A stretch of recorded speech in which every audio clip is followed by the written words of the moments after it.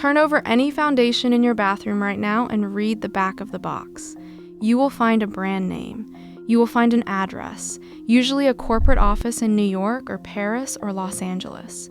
You will find a country of manufacture, printed small. And that is where the trail ends. You will not find the name of the company that actually made it. Not the factory, not the chemist, not the plant that filled the bottle. And here is the part that surprised me when I went looking. That is not an oversight. There is no law in the United States that requires anyone to tell you.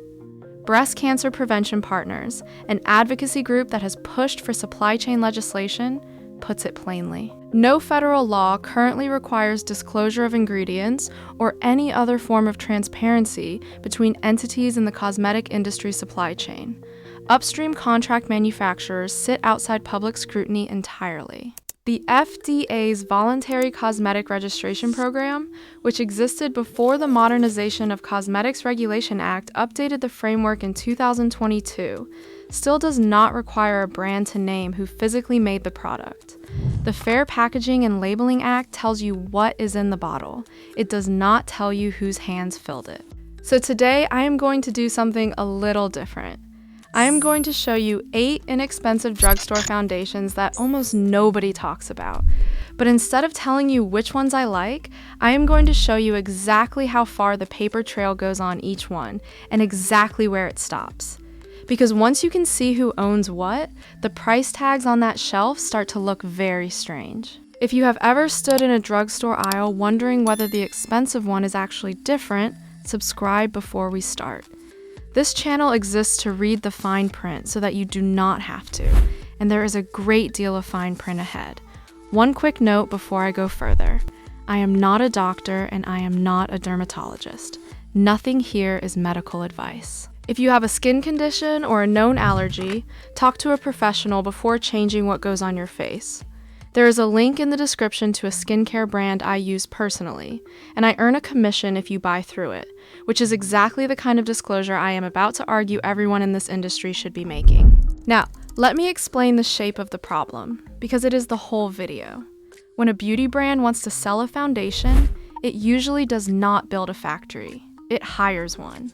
These companies are called contract manufacturers, and a handful of them are enormous. Cosmax, based in South Korea, publicly lists its partners as including L'Oreal, Estee Lauder, and Shiseido, and reports manufacturing for more than 600 brands worldwide. Intercos, based in Italy, has been doing the same thing since 1972 for major international brands across color cosmetics. The company has at various points supplied formulations for well over half of the top 20 global cosmetics groups. And Kolmar Korea, another South Korean contract manufacturer, operates on a similar scale across skincare and color, rounding out what is effectively a small oligopoly of facilities that supply a very large share of what sits on any given shelf. Read that again. The same manufacturer serves the company that sells you an $8 foundation and the company that sells you a $60 one. Now, here is where I have to be honest with you, and this is the part most videos on this subject skip. I cannot tell you that any specific cheap foundation and any specific expensive foundation came off the same production line. I looked. Those contracts are covered by non-disclosure agreements as a matter of routine, and manufacturers are contractually barred from naming the brands they produce for.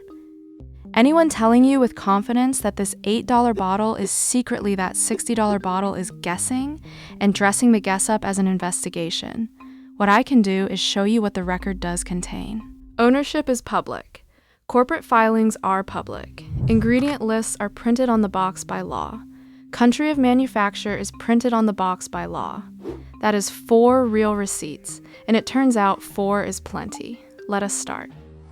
Number 1, Wet n Wild Photo Focus. Wet n Wild is owned by Markwins Beauty Brands, a privately held company headquartered in Los Angeles that describes itself as the largest independent cosmetics company in the United States. Markwins acquired the brand in 2003 when it bought AM Cosmetics. Here is the detail that matters. According to Markwins' own corporate materials, the company operates manufacturing facilities in California, Mexico, and China. It does not only hire factories, it owns them. And between 2015 and 2018, Markwins also acquired Lorac, a brand it openly describes as prestige. So one privately held company owns an entry price brand you can buy for under $6 and a prestige brand sold at a considerable multiple of that, and it owns the plants. I am not going to tell you they are made side by side because I cannot prove it. I will simply leave the ownership structure sitting there and let you draw your own conclusions. Number 2, Black Radiance True Complexion, same parent. Markwins acquired Black Radiance in the same 2003 transaction that brought in Wet n Wild. Markwins describes it internally as its brand built for a specific consumer base, and the range has historically carried deeper shades and warmer undertones than much of the mass market bothered with for decades. Here is what most videos will not tell you: that positioning cuts both ways. A brand marketed to a narrower audience often gets a narrower marketing budget, which is a large part of why it sits ignored on the bottom shelf. It is not a lesser formula, it is a lesser advertising spend. Those are very different things, and only one of them shows up on your face. Number 3, Physicians Formula Butter Believe It, third brand, same owner. Markwins positions Physicians Formula as masstige, meaning it sits deliberately between drugstore and department store, which means one company is running 3 price tiers, from Wet n Wild at the bottom through Physicians Formula in the middle to Lorac at the top, out of facilities it owns. If you want a single clean illustration of how the price ladder actually works in this industry, that is it. The rungs are not different companies competing. Sometimes they are the same company, talking to your wallet in 3 different accents. Number 4, Essence Stay All Day. Now we cross the Atlantic, and the ownership story changes shape entirely. Essence is owned by Cosnova, a German company based in Hesse. Cosnova is not a conglomerate subsidiary. It is family-run, founded in 2001 and still co-owned by its founder, Christina Osterdahm.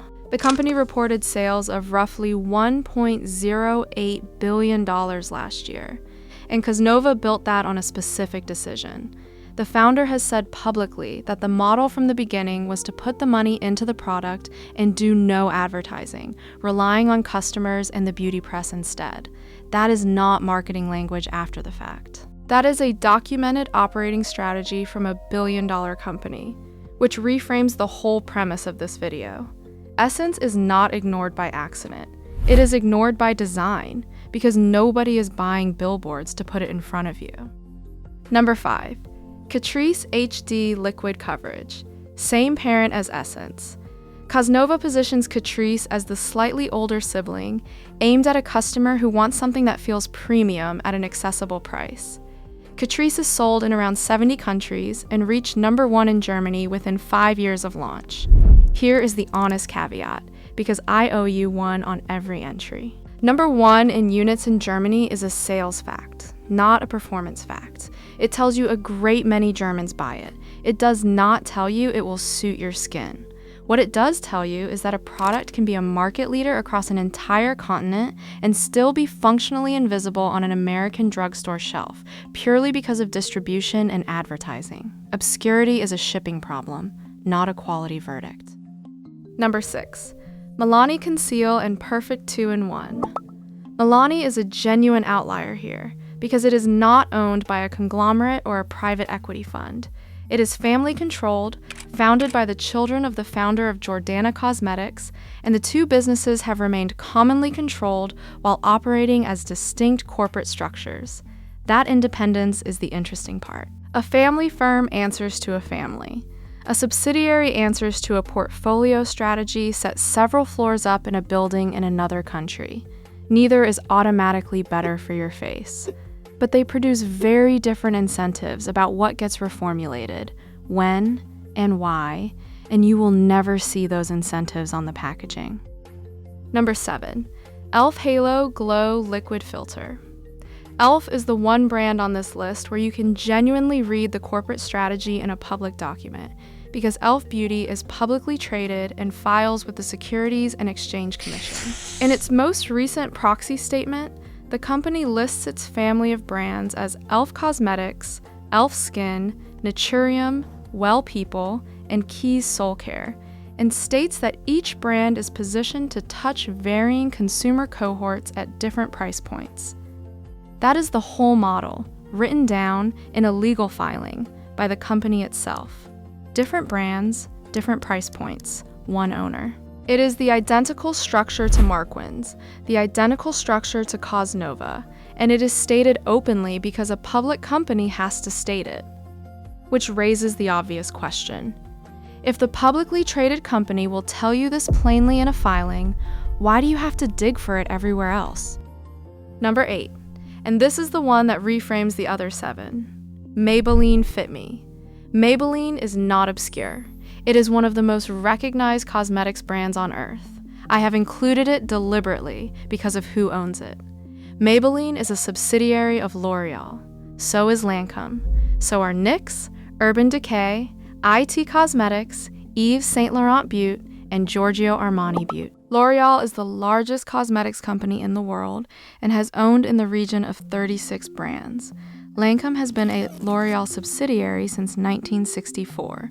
So when you stand at the drugstore holding a Maybelline foundation and then walk to a department store counter and pick up a Lancome one, you have not switched companies. You have switched departments within the same company. And L'Oreal is, by Cosmax's own public account, among that manufacturer's partners. Here's the honest caveat, and it is the most important one in this video. Same owner does not mean same formula. It genuinely does not. Prestige lines often carry different pigment grades, different textures, different finishes, and sometimes meaningfully different ingredient decks. If a $100 foundation feels better on your skin than a $9 one, you are not imagining it, and you are not being foolish. What same owner does mean is that the price gap is a decision, not a discovery. Somebody in a boardroom chose those two numbers, and you are entitled to know that the person who set the low one also set the high one. So where does that leave you, standing in the aisle? It leaves you with 4 things you can actually check before you spend a penny, and they are all printed or public. Who owns the brand? What the ingredient list says, read in order, because ingredients are listed under the INCI system, which stands for International Nomenclature of Cosmetic Ingredients, and they appear by descending concentration, where it was manufactured, and what it costs per ounce, which is the only price comparison that means anything, because bottle sizes vary far more than anyone admits. And it leaves you with one thing you cannot check, which is who actually made it. That door is closed, it is closed lawfully, and it will stay closed until somebody legislates it open. California's Prop 65 disclosure requirements and various state-level cosmetics bills have pushed at the edges of this, but federal manufacturing transparency remains a gap. I want to be very clear about what I am not saying. I am not telling you the expensive foundation is a scam. I am not telling you these 8 are secretly identical to products costing 6 times more. I do not know that. Nobody selling you that claim knows it either, and I would rather hand you a smaller answer that is true than a bigger one that is guesswork. What I am telling you is that the confidence gap is manufactured. You have been trained to feel uncertain in front of a $5 bottle and reassured in front of a $50 one, and almost none of that feeling comes from information. It comes from packaging, lighting, counter placement, and advertising spend, all of which are line items on a budget somewhere. The first owner pays for the badge, and the second owner, the one who turned the box around and read it, quietly gets the bargain. So tell me in the comments. When you last bought a foundation, did you check the ingredient list before you bought it, or after, or not at all? I read every comment on this channel, and I am genuinely curious how many of us were ever taught to look. If this was useful, subscribe, because the next one is going to be about what those ingredient lists are actually hiding in plain sight.